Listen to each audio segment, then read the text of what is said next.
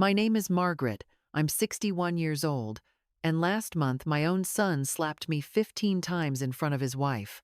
He did it in the dining room I built with my late husband's hands, surrounded by the furniture I polished every Sunday.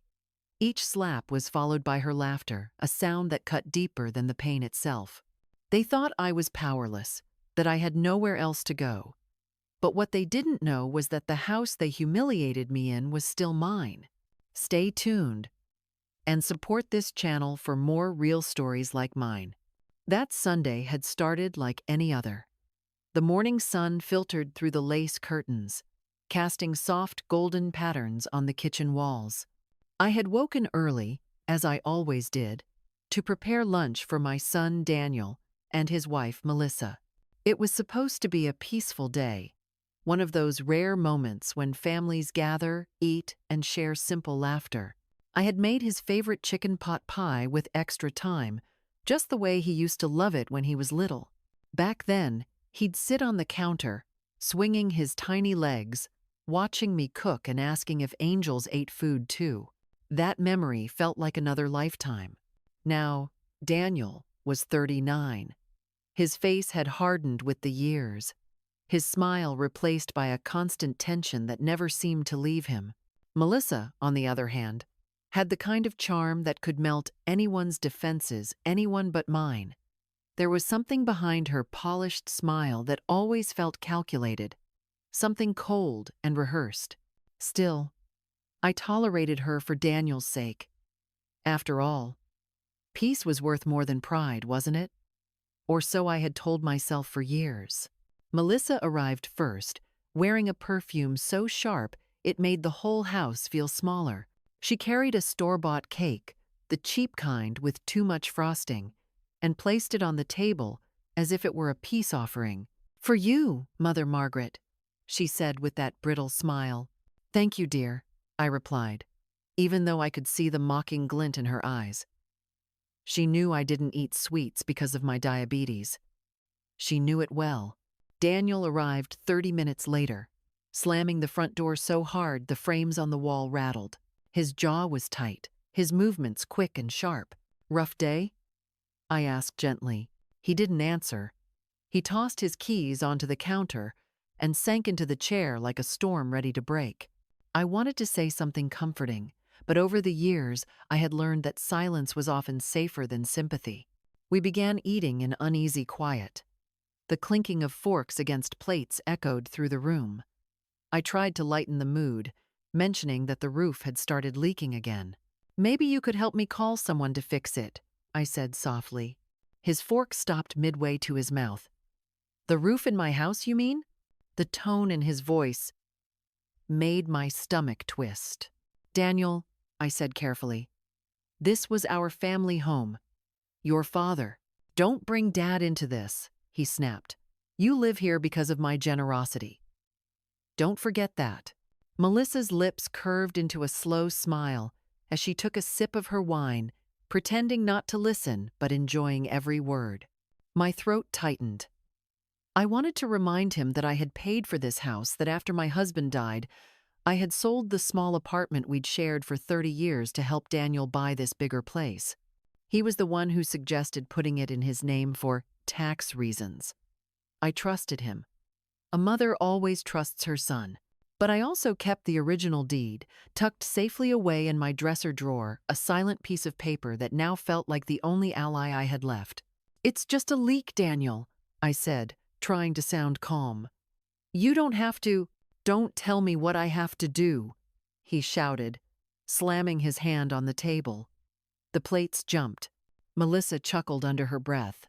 "Have you forgotten," Daniel continued, his voice growing louder, "that you'd be in a nursing home right now if it wasn't for me? You should be grateful." I swallowed hard, my hands trembling under the table.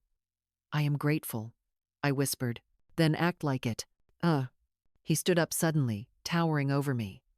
His eyes were dark, almost unrecognizable. "Look at me when I'm talking to you." When I lifted my gaze, the first slap came sharp, sudden, shocking. The sound echoed off the kitchen tiles. I froze. My son, the child I had carried, nursed, and protected, had just struck me. Daniel, I breathed. But before I could say more, the second slap came. Then the third. Melissa covered her mouth as if in horror, but her eyes sparkled with satisfaction. By the fifth blow, my face was burning. By the 10th, I stopped counting. 15 times. 15 strikes from the same hands I once held to teach him how to write his name. He stepped back, panting, his chest rising and falling. "Maybe now you'll learn some respect," he said coldly. I sat there, still, my ears ringing, the room spinning around me. I didn't cry. I didn't scream. I simply felt something inside me harden, a quiet, icy resolve forming in the space where love had just died. Melissa leaned toward him. "Come on, honey," she said sweetly, patting his arm. "Let's not ruin the evening. She'll learn." They both walked to the living room, leaving me sitting there with the untouched plates and the bitter smell of betrayal hanging in the air. When I finally stood up, my legs were trembling. I walked slowly down the hallway to my bedroom, every step echoing like a goodbye. I closed the door and sat on the edge of the bed. For a long time, I simply stared at my hands. They were shaking not from pain, but from the weight of realization. The boy I raised was gone. The man who replaced him was a stranger. I touched my swollen cheek and let the tears fall silently. They weren't tears of weakness anymore. They were tears of clarity. That night, as I lay awake, I remembered the drawer in my dresser, the one where I kept the old folded piece of paper. The house deed, still under my name. They thought they owned me because I lived under their roof. But in truth, they lived under mine. A slow, cold calm settled over me. Tomorrow, I decided, would be the beginning of something new. I would no longer beg for love or respect. I would claim what was mine. Outside, the night was still. The moonlight fell across the dresser, where that document waited, patient and silent. And for the first time in years, I didn't feel helpless. I felt powerful. The next morning, I woke before dawn. The house was quiet, except for the low hum of the refrigerator and the faint ticking of the clock on the hallway wall. My face still throbbed from the blows, and when I looked in the mirror, I hardly recognized the woman staring back at me. My left cheek was purple and swollen, and the skin under my right eye had turned a faint shade of blue. But beneath the bruises, something else had changed. My gaze was no longer soft or pleading. It was steady, cold. I moved quietly through the house, careful not to make any noise. I knew Daniel and Melissa would be asleep for at least another hour before getting ready for work. My heart was pounding, but not from fear. It was from purpose. In the dim light, I opened my dresser drawer and took out the small brown folder that had been waiting there for years. Inside it, perfectly preserved in its plastic sleeve, was the deed to the house, the original document in my name. I ran my fingers over my late husband's signature and whispered, "We built this together, Robert. I won't let them destroy it." For the first time since that awful night, a flicker of peace touched me. I wasn't powerless. I had proof. I had leverage. I dressed simply dark pants, my old navy coat, and the flat shoes that had carried me through decades of hard work. I waited until I heard the sound of Daniel's footsteps upstairs, then the shower running, then the front door slamming as he left. A few minutes later, Melissa's heels clicked across the wooden floor and then faded as she too left for work. I waited another half hour to be sure. Then I took the folder, slipped it into my purse, and stepped out through the back door. The air outside was cold and sharp, but it woke me up in a way no coffee ever could. I walked 3 blocks through the quiet Georgetown streets until I reached a familiar small brick house with a white porch and a crooked mailbox. The nameplate still read, "George Patterson, Esquire, Ret." George had been one of my late husband's closest friends, a lawyer who had handled our will years ago. He had retired long ago, but I knew he still kept his mind sharp and his contacts closer. When he opened the door, he was wearing an old robe and glasses perched on the end of his nose. His gray hair stuck out in every direction. "Margaret?" he said, surprised. "Good Lord, what happened to your face?" I stepped inside without answering right away. My throat tightened at the sight of his concern. "I need your help, George," I said finally, my voice low but firm. "I need to sell a house." He blinked, confused. "Sell a house? Yours?" "Yes," I said, setting the folder on his dining table.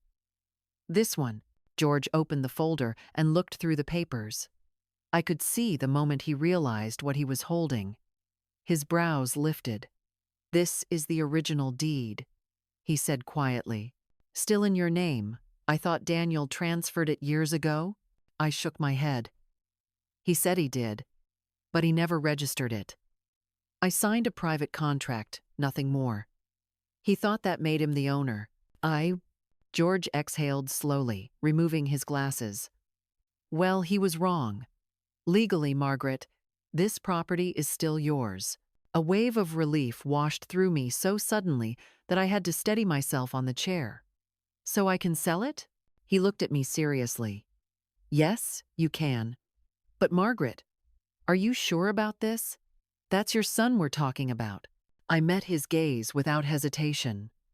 "A son doesn't raise his hand against his mother, George. Not 15 times, I'm sure." For a moment, he said nothing. Then he nodded slowly, the decision settling between us, like the quiet before a storm. "All right," he said, his tone professional now. "I know a couple who's been looking for a house in your area. They can pay in cash. If you want this done quickly, I can make a few calls." "That's exactly what I want," I said. "I want it done today, while they're at work. When they come home, I want them to find strangers living there." "Oh." George hesitated for a second, studying me.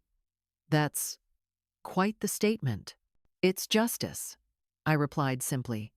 Cold, quiet, and overdue. Within minutes, George was on the phone.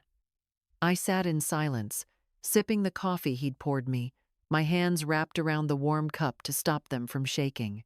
He called the couple the Millers, then his friend at the notary office, and finally, a moving company. Watching him handle everything so efficiently made me realize how long I had spent feeling small. Today, I felt something entirely different capable. By late morning, we were in a small notary office downtown. The Millers were a kind, middle-aged couple, the sort who smiled with their eyes, not just their mouths. They didn't ask why I was selling so suddenly. Maybe the price I offered was enough explanation. When I signed the final document, my hands were steady. I handed the house keys to Mrs. Miller and said, "You can move in today if you'd like. Everything inside is yours to keep. I don't want anything from that house." She looked surprised but touched. "Thank you. We've dreamed of a home like that." I smiled faintly. "I hope it brings you happiness, more than it ever brought me." George and I walked to the bank afterward to deposit the check. The numbers on the screen didn't impress me. They didn't feel like freedom yet, just numbers. "What will you do now?" George asked gently as we stepped out onto the busy sidewalk. "I'll stay with a friend in San Francisco for a while," I said. "Helen's been asking me to visit for years. Maybe I'll finally take her up on it." He smiled. "You deserve some peace, Margaret." Peace. The word lingered in my mind like a fragile promise. We parted ways outside the bank.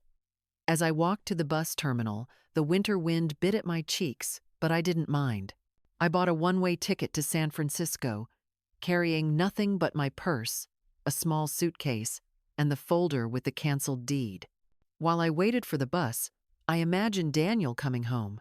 I could see it so clearly, the confused jingle of his keys at the front door, the twist of the knob that no longer turned, the moment he'd realized that the locks had been changed, that the house, his supposed house, was no longer his. Would he be angry? Desperate?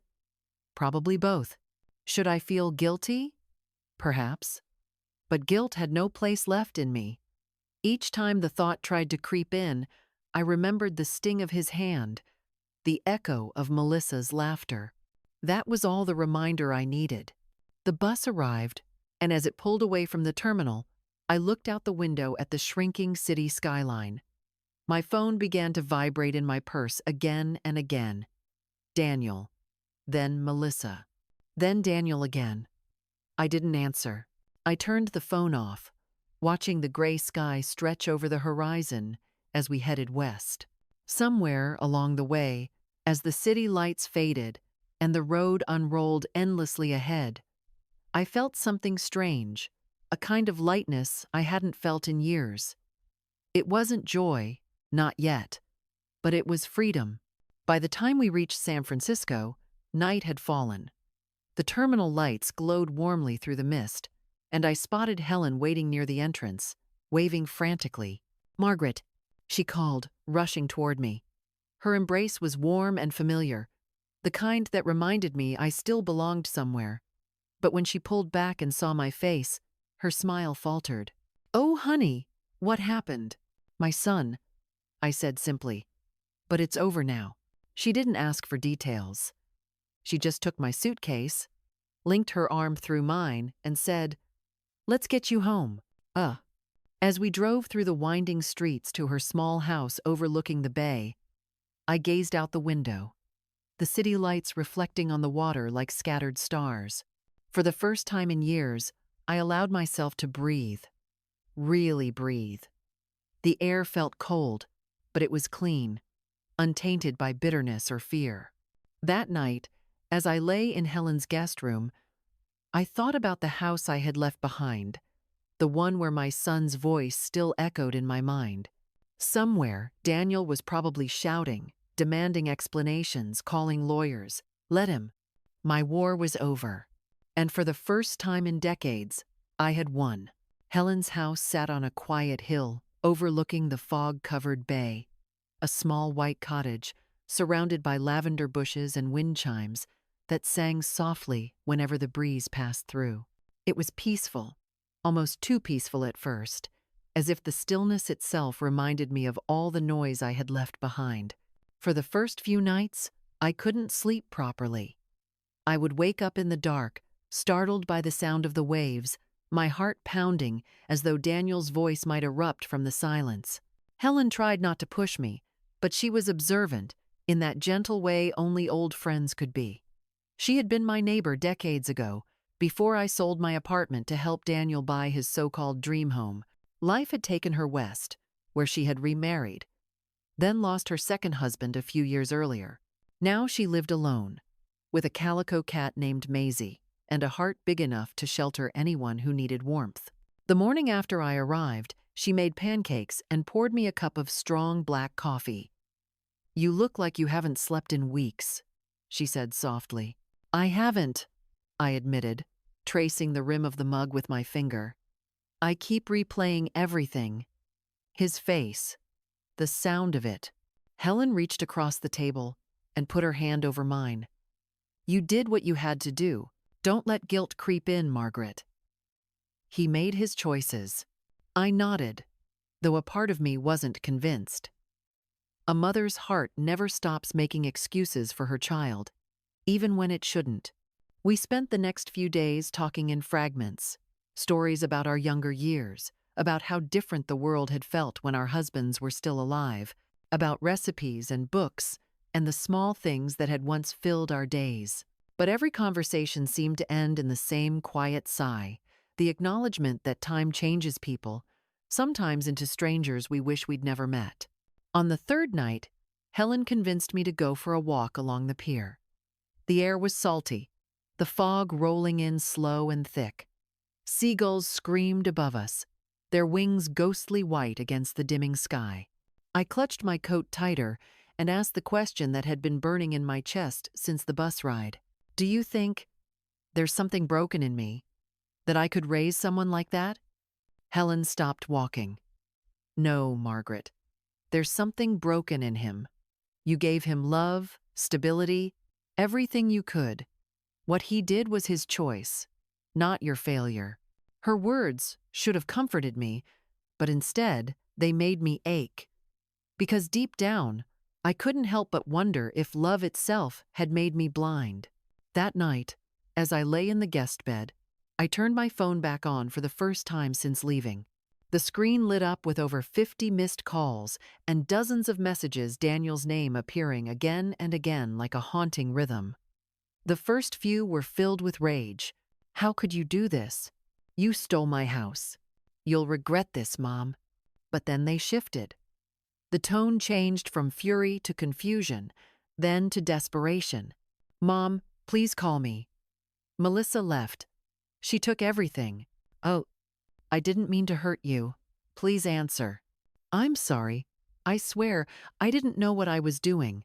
I stared at the messages until the screen dimmed. My thumb hovered over the call button for a moment, and then I turned the phone off again. I couldn't let him pull me back into that world. Not yet. Maybe not ever.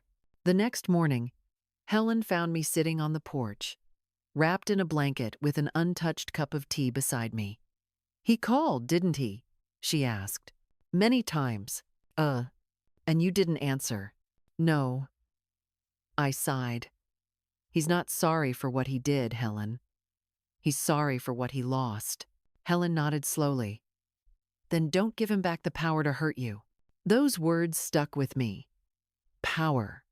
I had given Daniel power all my life over my choices, my peace, even my happiness. But that was over now. During the following weeks, I began to rediscover small pleasures I had long forgotten. Helen's garden became my refuge. Every morning, I'd tend to her flowers, pruning the roses, trimming the lavender, feeling the soil between my fingers. The rhythm of it was healing, grounding. The scent of damp earth and salt air wrapped around me like a balm. Some evenings we would sit on her porch swing, watching the sunset fade into streaks of orange and violet. You know, Helen said one evening, you could stay here as long as you want. There's no rush to decide what comes next.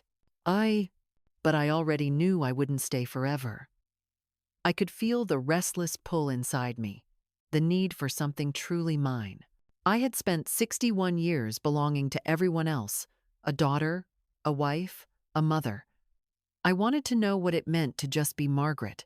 One night, after Helen went to bed, I sat in the living room with my old laptop, scrolling through listings, small homes, cottages, country houses, and then I founded a modest ranch property just outside of Austin, Texas. Half an acre of land, a small stream running through the back, and a porch that faced the sunrise. The photos weren't impressive, but something about it called to me. It wasn't luxury. It was peace. The next morning, I showed Helen. I think I found where I want to start over. She studied the photos, then looked up at me, smiling softly. It looks perfect, just big enough for your heart to stretch out again. I don't even know if I can manage a place like that alone. End of 2. Yes, you can, she said, squeezing my hand. You already survived the hardest part. A week later, after a few calls with George to handle the legal and financial side, the property was mine. Just like that, signed, sealed, and truly mine. When Helen drove me to the airport, she hugged me tightly, refusing to let go for a long moment. Call me when you arrive, all right? I will. And Margaret, don't look back. The flight to Texas felt surreal. As the plane cut through the clouds, I watched the landscape shift from the misty blues of the coast to the golden brown fields of the south. My heart was a knot of fear and excitement, two emotions I hadn't felt together in a long time. When I finally reached the ranch, the real estate agent handed me the keys with a warm smile. Welcome home, Mrs. Walker. Home. The word made my throat tighten. The house was small but cozy. 2 bedrooms, a creaky wooden floor, a kitchen that smelled faintly of cedar. The previous owner, an elderly widower, had left behind some furniture and even a few potted plants by the window. Outside, The land stretched in soft rolling hills. The stream shimmered like liquid silver in the afternoon Sunday. I stood there on the porch, the wind brushing against my face, and whispered, "I'm free." That night, I slept soundly for the first time in months. The next morning, I woke to birdsong. Real birdsong, not the sound of sirens, not the clatter of dishes, not the echo of angry voices. Just life, simple and unhurried. I made myself coffee and stepped outside barefoot, feeling the dew-soaked grass under my feet. For once, the quiet didn't frighten me. It felt like a friend. Over the next few days, I began to build a rhythm. I unpacked my few belongings, bought some groceries from the small town nearby, and met a few locals, friendly, curious people who didn't pry. To them, I was just Mrs. Walker, the new lady who bought the old ranch. No one knew my story, and for now, that was how I wanted it. But at night, when the crickets sang and the house grew still, my mind would sometimes drift back. I would wonder if Daniel had found another place to live, if he was still angry, if Melissa had truly left him for good. Those thoughts came like passing shadows, faint and fleeting. I didn't push them away completely. I just let them pass, like clouds across a calm sky. One evening, as I was sitting on the porch with a cup of tea, I saw a lone figure walking up the road. For a split second, my heart seized irrationally, fearing it was Daniel. But it was only an elderly neighbor, Mr. Johnson, carrying a basket of fresh eggs. "Welcome to the neighborhood," he said kindly. "We look out for each other around here." His wife, Marlene, soon followed with a jar of homemade jam. We chatted for a while, and when they left, I felt something warm settle inside me. Belonging. That night, I wrote in my journal for the first time in years. "I thought revenge would taste bitter," I wrote, "but it tastes like peace." As the moon rose over my new home, casting soft light through the window, I realized that this was what healing looked like, not forgetting, not pretending the pain never happened, but learning to live beautifully in spite of it. And for the first time since that night at Daniel's house, I smiled, not out of politeness, not out of habit, but from the quiet joy of simply being alive. The weeks after moving into the ranch unfolded like a soft, unfamiliar dream. Each morning, I woke to the same symphony, the rooster crowing from the neighbor's farm, the rustle of wind through the pecan trees, the distant hum of life beginning again. I would brew coffee, sit on the porch wrapped in a shawl, and watch the sun rise above the hills. There was something sacred about those early hours, quiet, still, untouched by memory. I had started planting small things, tomatoes, herbs, a few flowers by the front steps. The soil was rough and dry at first, but with time and care, it began to soften. Watching the first green shoots push through reminded me of myself, fragile, uncertain, but alive. My days settled into a gentle rhythm.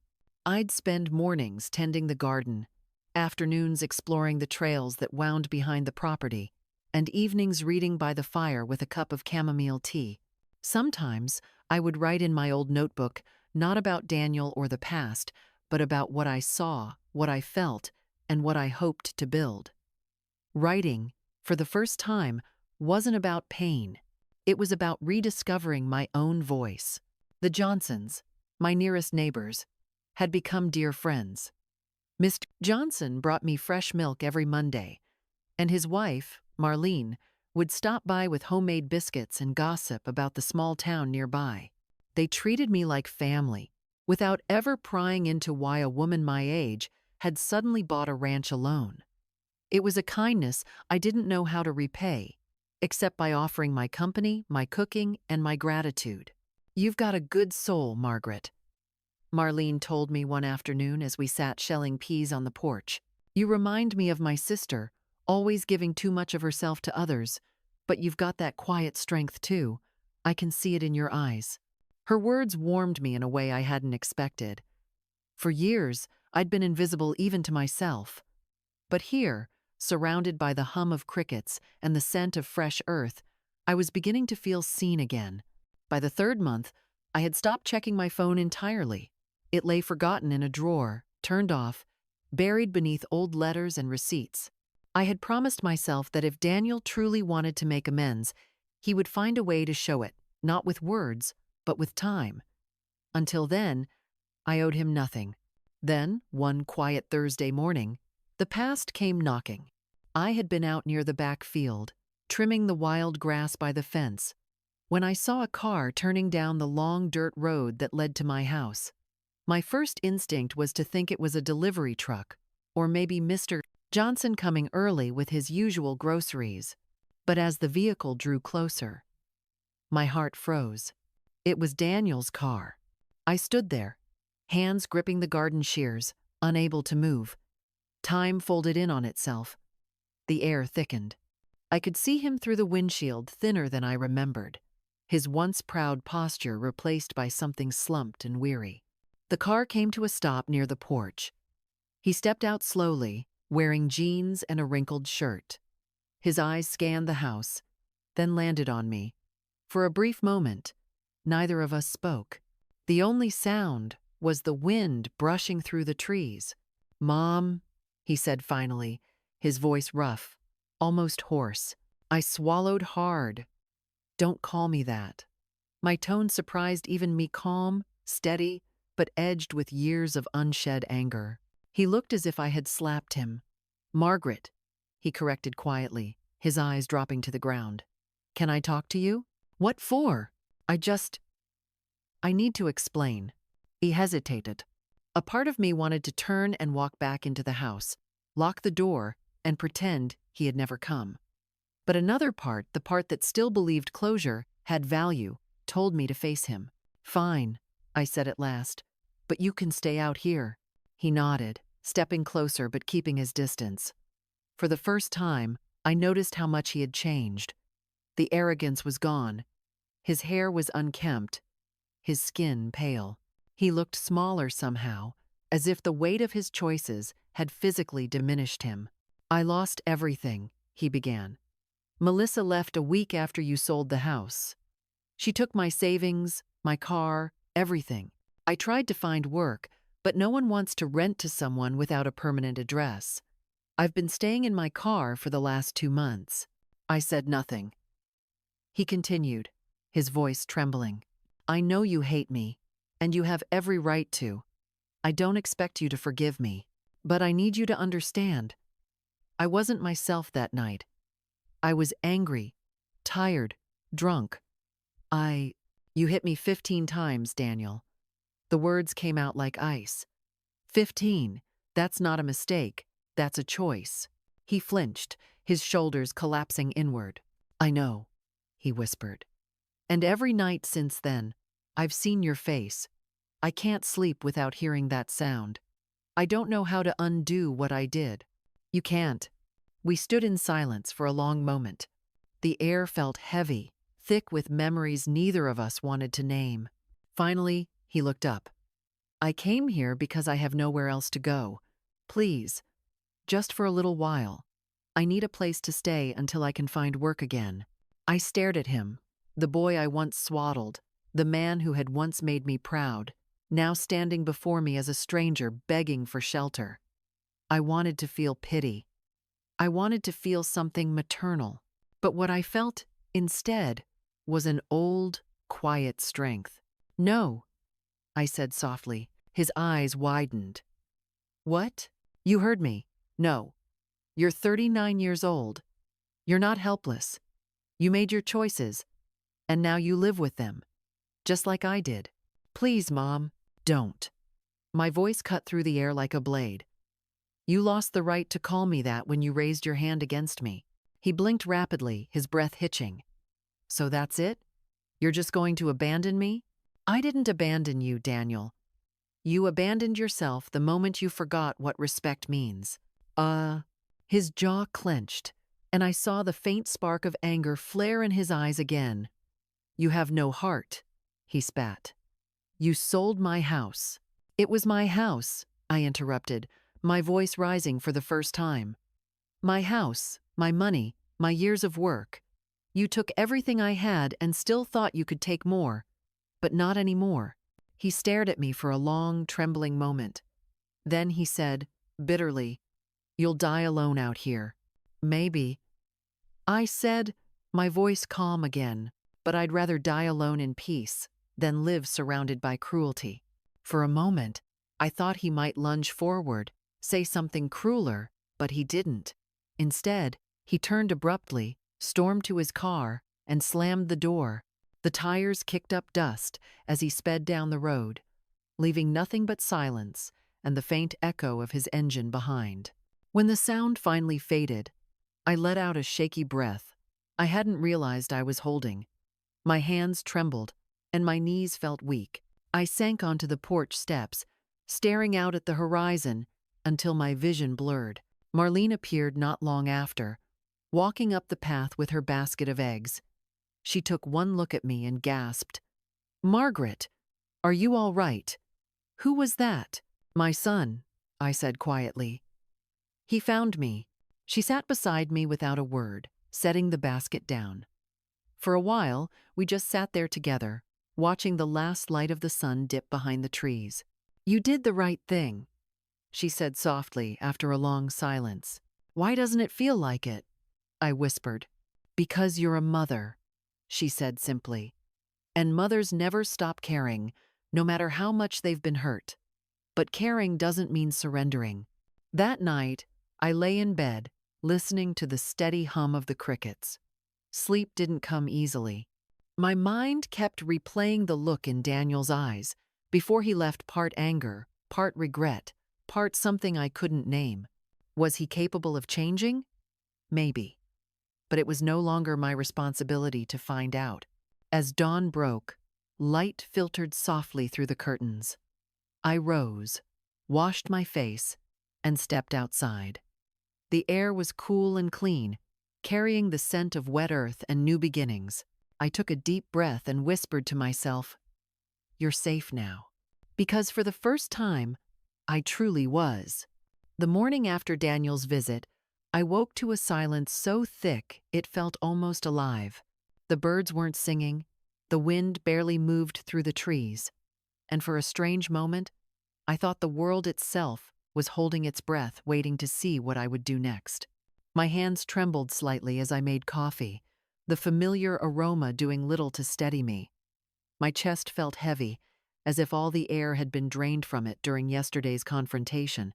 I couldn't get the image of Daniel's face out of my mind, the mixture of anger, shame, and despair twisting together like a storm. For all his cruelty, he was still my child, and somewhere deep inside me, a small, aching part still wanted to believe there was hope for him.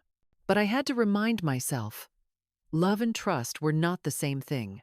By mid-morning, I tried to distract myself with chores. I fed the chickens, watered the garden, and hung fresh laundry on the line. The ordinary rhythm of life had always been my refuge, something predictable in a world that no longer was. But even as I worked, a nagging unease lingered in the back of my mind, a feeling that something wasn't over yet. That afternoon, as I was arranging flowers on the kitchen table, the phone rang. It startled me. Very few people had my new number, only George, Helen, and the Johnsons. My heart quickened as I picked up the receiver. Margaret Walker speaking. Olivia," a familiar male voice said, though older, rougher. "It's George." Relief washed over me. "George, thank goodness. I was just thinking of calling you." His tone was measured, careful. "I wish I were calling with good news. Your son came to see me." I froze, gripping the edge of the counter. "Daniel?" "Yes. He's angry. He says you tricked him, that you weren't in your right mind when you sold the house." I closed my eyes, taking a long, slow breath. "He's going to try to sue me, isn't he?" "That's what he said," George confirmed. "But don't panic. Legally, he doesn't have a leg to stand on. The deed was in your name, and you were of sound mind when you signed the sale. I kept copies of all the documents and the notary statements. You're completely protected." Then why do I feel so terrified? I whispered. Because he's your son, George said gently. You've spent a lifetime forgiving him, protecting him, hoping he'd change. Now, you're protecting yourself, and that's a new kind of courage. I sat down slowly, the weight of his words sinking in. I don't want to live in fear again, George. You won't, he assured me. But be careful. Desperate people can do foolish things. Keep your doors locked. Don't open them unless you know who's there. And if anything feels wrong, call the sheriff.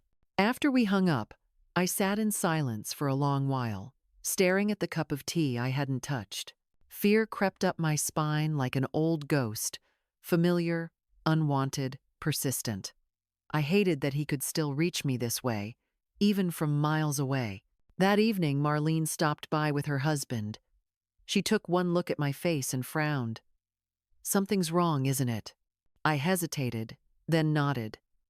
Daniel's trying to sue me, Mr. Johnson whistled low. Over the house you bought with your own money? That boy's out of his mind. He's angry, I said quietly. He wants to punish me for standing up to him. Marlene reached across the table and covered my hand with hers. He can't hurt you anymore, Margaret. You're safe here. We'll make sure of it. Her words were a balm I didn't know I needed. For the first time in years, I didn't feel alone. The next few days passed in uneasy quiet. Every sound outside made me flinch a car passing down the dirt road, a door creaking in the wind, even the cry of a crow on the fence post. I told myself I was being paranoid, that Daniel wouldn't dare show up again. But the fear lingered like the faint scent of smoke long after a fire's gone out. Then, late one night, the phone rang again.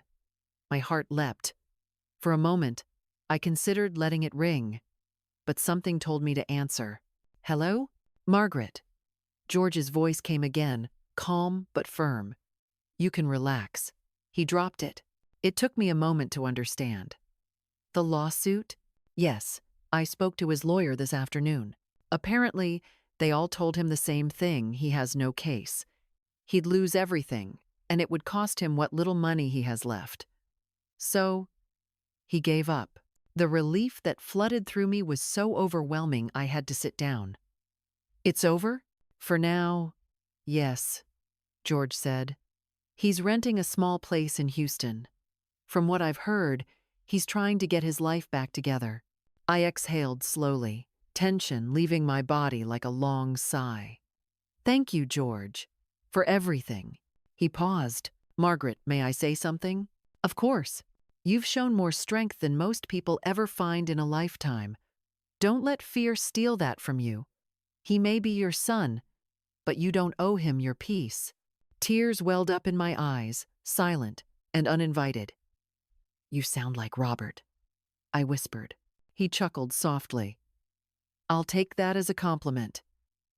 Good night, my dear.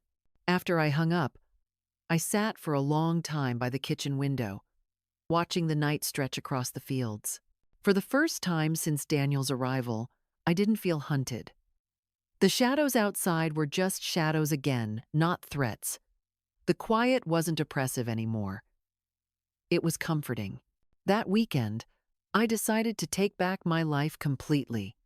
I baked bread for the first time in years, filled the house with the scent of rosemary and warmth, and even invited the Johnsons over for lunch. We sat on the porch, eating and laughing, the sound of our voices echoing softly through the open air. At one point, Mr. Johnson leaned back and said, You know, Margaret, this place suits you. It's like you've always belonged here. Maybe I have, I said with a smile. Maybe I just had to lose everything first to find where I was meant to be. That night, when I walked back inside, the air was filled with the faint hum of crickets and the scent of baked bread cooling on the counter. I lit a candle and sat at the kitchen table with my notebook. For months, I had written only brief thoughts, small reflections about peace, growth, or gratitude. But that night, the words flowed differently, stronger, fuller. I wrote about everything: the betrayal, the pain, the fear, and the slow rebirth that had followed. For the first time, I told the whole story, not as a victim, but as a survivor. As the candle burned low, I realized something profound. I hadn't just escaped Daniel's violence. I had escaped the version of myself that believed enduring cruelty was the same as love. The following week, I received an unexpected letter in the mail. The envelope was plain, the handwriting shaky but familiar. Daniel's. My first instinct was to tear it apart, to throw it in the fire. But something stopped me. I sat down, unfolded the paper, and began to read. Mom, I don't expect you to forgive me. I don't deserve that. I just wanted to tell you I'm sorry. I've started going to a support group for men who've done what I did. They make us face our actions. I see myself for what I am, and it's hard to live with. But I'm trying. I know you probably never want to see me again. Still, I hope you're happy. I hope you found peace. Maybe one day I'll earn the right to say your name without shame. Daniel. The letter trembled in my hands. I didn't know whether to cry or to laugh. For the first time, his words felt real, not manipulative, not desperate, but human. I folded the letter carefully and placed it in my dresser drawer, next to the old deed, the symbol of both my suffering and my freedom. That night, I stepped outside into the cool Texas air. The stars glittered above, endless and unjudging. I whispered softly, to no one in particular, maybe you're finally learning. My son, maybe we both are. The breeze carried the words away, scattering them across the dark horizon. And for the first time, I didn't look back. Months passed, and with them, the raw sting of memory began to fade into something softer, like an old scar that only ached when the rain came. The ranch had become my sanctuary, my small piece of the world untouched by cruelty or fear. The days flowed easily now, one into another. Morning coffee on the porch, gardening in the warmth of the Texas Sunday, evenings spent writing in my notebook with the hum of cicadas outside the window. One morning, as I was collecting eggs from the henhouse, I found a letter in the mailbox. The handwriting was unfamiliar, neat and elegant. Inside was a note from a woman named Matilda, the director of a women's shelter in Austin. She had somehow read my story, not my journal version, but the short essay I'd written months earlier, and quietly submitted to a local newspaper under a pseudonym. Her words were warm and earnest. Dear Mrs. Walker, your story reached our shelter last month. We've read it aloud to some of the women here. Mothers, daughters, grandmothers, all of them trapped in silence until they heard about you. You have no idea what your courage has done for them. Would you consider visiting us sometime? I believe your voice could help others find their own. With gratitude, Matilda. I must have read that letter a dozen times. The idea of speaking publicly terrified me. But there was something in Matilda's words that stirred something deep inside me, a sense of responsibility, maybe even purpose. For the first time, my pain wasn't just a private wound. It could be a light for someone else. When I told Helen about it over the phone that evening, she was thrilled. Of course you should go, she said. If your story helped one woman escape the kind of life you did, then it's worth it. I don't know if I'm ready, I admitted. Helen's voice softened. You don't have to be ready, Margaret. You just have to be honest. 2 weeks later, I drove to Austin. It was a bright, cloudless day. The shelter was a modest 2-story building, painted a cheerful shade of yellow, with a small garden in front, filled with wildflowers. Matilda met me at the door, a tall woman in her 60s, with kind eyes and silver-streaked hair tied back in a bun. Mrs. Walker, she said warmly, taking my hands. Thank you for coming. Please, call me Margaret. She led me through the building's small bedrooms, a shared kitchen, a playroom for children. Women of all ages moved quietly through the halls, some avoiding eye contact, others offering tentative smiles. I recognized something in their faces, that same mixture of exhaustion and fragile hope I once saw in the mirror. We gathered in a small common room where a dozen women sat in a circle. Matilda introduced me and explained briefly who I was. I felt their eyes on me, curious, cautious, expectant. I took a deep breath and began to speak. At 61, I said, my voice trembling at first. I thought my life was already written. I thought I was too old to start over. I was wrong. I told them everything. The years of sacrifice, the humiliation, the night my son's hand struck me for the first time, and the cold decision that changed everything. As I spoke, the fear melted away. The words poured out of me like water bursting from a cracked dam. When I finished, the room was silent. Then a young woman with bruises, still faintly visible on her arms, raised her hand. "How did you find the strength to leave?" she asked softly. "I didn't find strength first," I said. "I found dignity. Strength came later, after I realized I deserved better." Another woman, older, whispered, "Did you forgive him?" That question lingered in the air. I thought of Daniel's letter in my drawer, his shaky handwriting, his confession. "I don't know if forgiveness is the right word," I said finally. "I understand now that he's trying to change, and that's enough for me. But forgiveness doesn't mean forgetting. It just means I no longer let what he did define who I am." After the session ended, several women hugged me, some crying openly. Matilda stood near the door, her eyes glistening. "You have a gift, Margaret," she said. "You make people believe again." On my drive back to the ranch, I felt lighter, not because I had erased the past, but because I had given it purpose. That night, I opened my notebook and wrote the words that would later become the title of my book, Starting Over at 61. I wrote every evening for months, pouring everything I'd learned into those pages, not as a confession, but as a guide. I wrote about silence and survival, about finding strength when no one believes in you, about the quiet revenge of living well. When I sent the finished manuscript to Helen, she passed it to a friend who worked for a small publishing house in San Francisco. To my surprise, they wanted to publish it. "Your story," the editor said over the phone, "isn't just powerful, it's necessary. There are women everywhere who need to know it's not too late." Andrew Crand. 6 months later, I stood in a small bookstore in downtown Austin for my first book signing. I was nervous, my hands trembling as I arranged copies on the table. The room filled quickly, mostly women, some with gray hair like mine, others much younger, all of them carrying something heavy in their eyes. When it was my turn to speak, I began with a simple truth. Healing doesn't erase the past, it builds something new on top of it.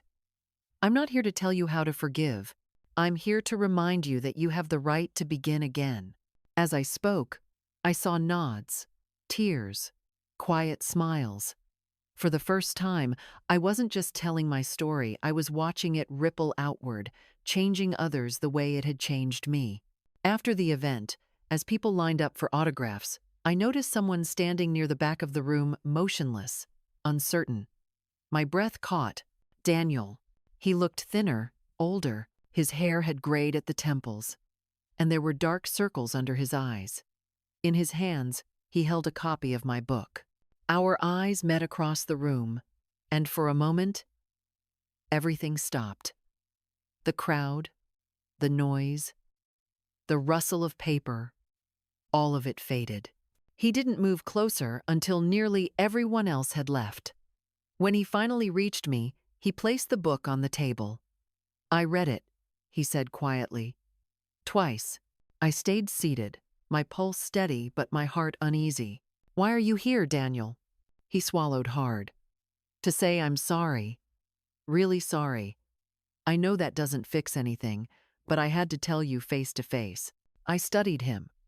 He wasn't the man who once towered over me in anger. His voice shook. His eyes carried something I had never seen in them before, humility. He reached into his jacket and pulled out a white envelope. "It's not much, but I've been saving.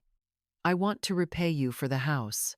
I don't need your money, I said quietly. I know, he replied, but I need to give it. Something inside me softened, just slightly. If you really want to make it right, I said, donate it to the women's shelter in Austin. They need it more than I do.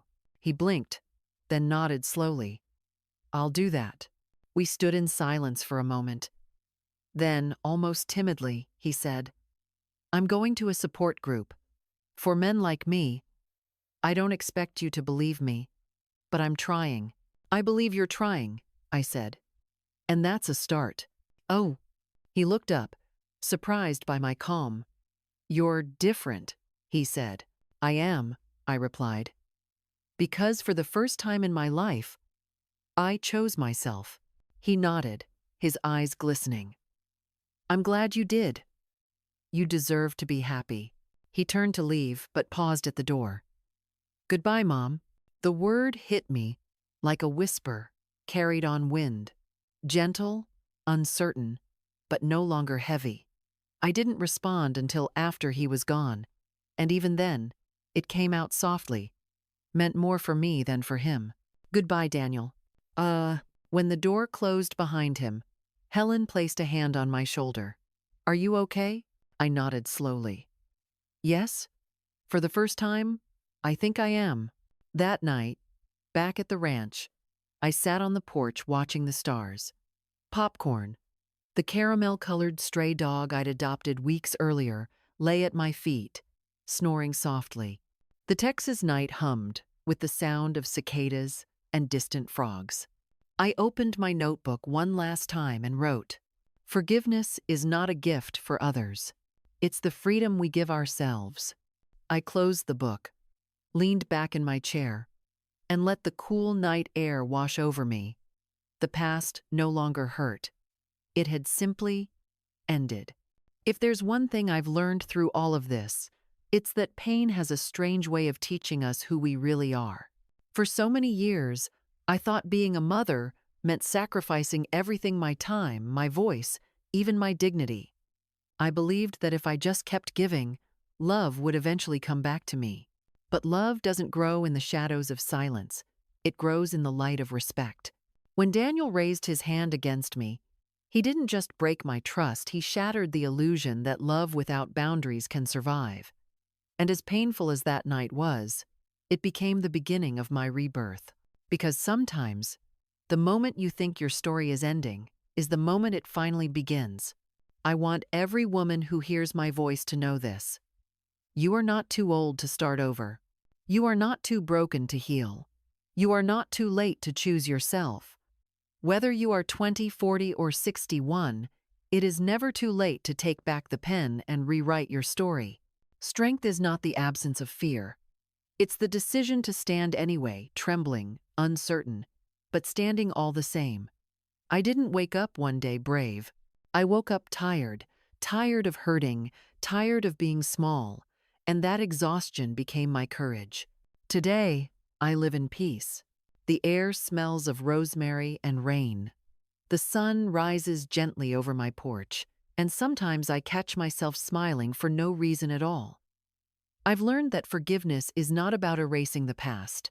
It's about freeing yourself from it, about letting the wound close, even if the scar remains. And when I look back on my journey, I don't see a victim anymore.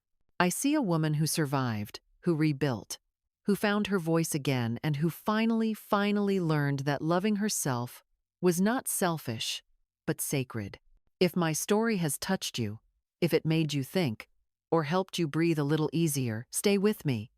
There are more stories to tell, more hearts to heal, more reminders that you are not alone. So take a deep breath, and don't forget to support this channel. So together, we can keep sharing the kind of stories that remind us all it's never too late to begin again.